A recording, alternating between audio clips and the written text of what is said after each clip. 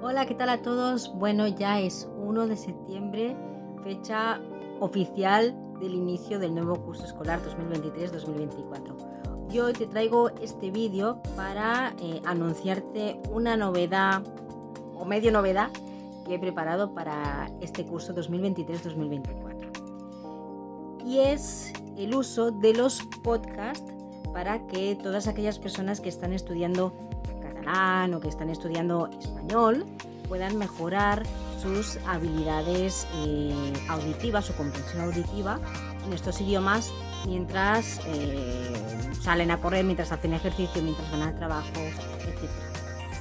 Es un proyecto que empecé el año pasado con los podcasts en español, pero que este año, por clamor popular, mis alumnos de catalán en las clases me lo han pedido también.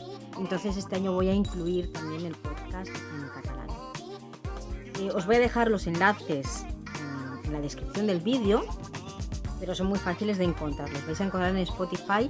El podcast de catalán se llama Entrena el teu català. El podcast en español se llama Entrena tu español. Y nada, es eso. El año pasado empecé el proyecto, pero bueno, con las clases ya no le pude dar mucha continuidad. Entonces espero que este año sí que pueda, por lo menos cada semana o cada 15 días, ir subiendo pues algún episodio. Son episodios muy breves, de 10 minutos de duración más o menos, en el que hablo de lo primero que se me viene a la cabeza, sin ningún tipo de guión, y que está enfocado sobre todo a gente que tiene un nivel A2, un nivel B1, y también puede escucharlo obviamente gente con otros niveles, ¿no? Para acostumbrarse también a la fonética de estos dos idiomas.